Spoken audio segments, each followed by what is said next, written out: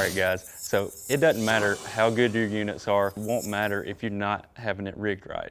So that's why I keep saying that the bass tank is so important.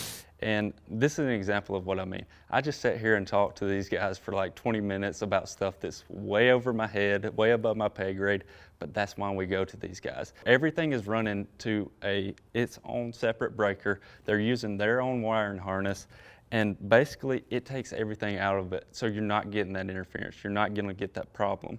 And everything's running off these batteries, and when you run all this all the way up to the trolling motor, I'm running a 16 and a 12-inch with live scope off of these batteries. It's going to drain them down if you're not using the correct wire. So they're running 8-gauge wire, so you're not losing that voltage, and it's not going to be draining down. And even though your battery may say it's fine, up there by the time, if you not have it wired right, you're going to lose that amperage, and it's going to be reading low voltage. All right, so here's my setup. So I will be having another 12-volt battery right here.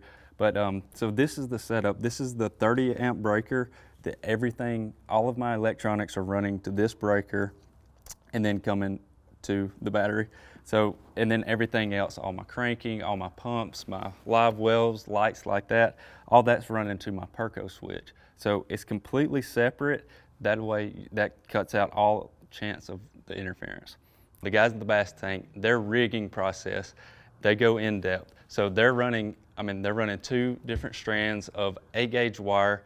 And what that does is you're not losing any of the amperage coming from your batteries all the way up to your electronics on the front of the boat.